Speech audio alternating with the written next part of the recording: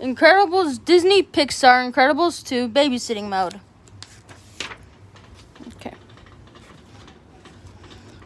Fashion designer Edna Mode wasn't thrilled when Bob Parr, better known as Mr. Incredible, asked her to babysit his son Jack Jack. Edna simply wasn't good with babies. But Jack Jack was no ordinary baby. As soon as his dad left, Jack Jack began to float. Edna was delighted, and she wondered what else he could do.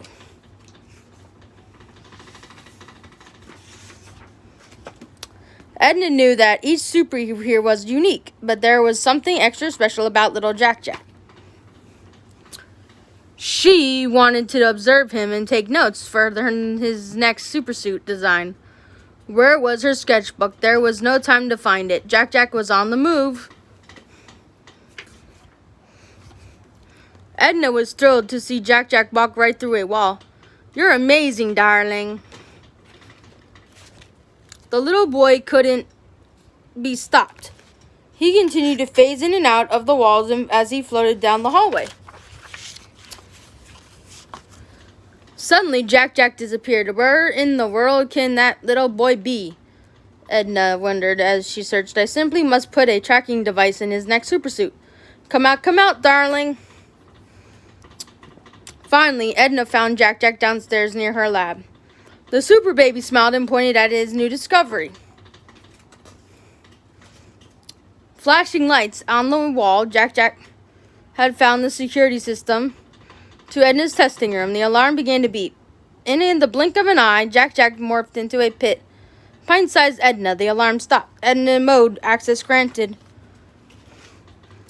Edna marveled at the miniature version of herself. She had never seen anything so extraordinary. Inside, little Jack Jack discovered some of the supersuits Edna had designed. He couldn't wait to get his hands on the colorful costumes.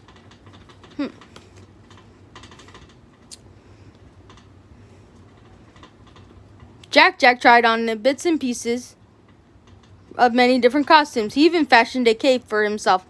But Edna shared her one and only design rule: no capes.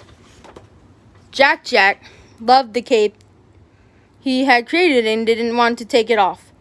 He got so angry that he turned into a little monster. Edna didn't panic. She was used to working with supers of all kinds. Edna knew it was time for Jack Jack's bottle. But how would she calm him down long enough to feed him? She wondered if music would help. Jack Jack changed back into a baby. Edna played Beethoven for the little monster. It worked. He transformed back into an adorable baby. But suddenly, one Jack Jack multiplied into 2, 3, 4, 5 Jack Jacks. There was no way Edna could feed 5 hungry Jack Jacks with just one bottle. Edna switched the music to Mozart. Success. All the Jack Jacks merged into one baby. He began to giggle as he watched his bottle heat up on the stove, and then, whoosh! Jack Jack burst into flames. Edna remained calm. She had seen it all. After putting on Jack Jack's flames, Edna finally spotted her sketchbook. But it was hard to design a supersuit for Jack Jack when he kept destroying her pencils with his laser beam eyes. She tried to keep him busy with his bottle. Later that evening, Edna told Jack Jack a story about the adventures of his family and the Incredibles, and their heroic little boy who, of course, used his amazing powers to save the day. With a full belly and a smile on his face, Jack Jack drifted off to sleep. "Good night, darling."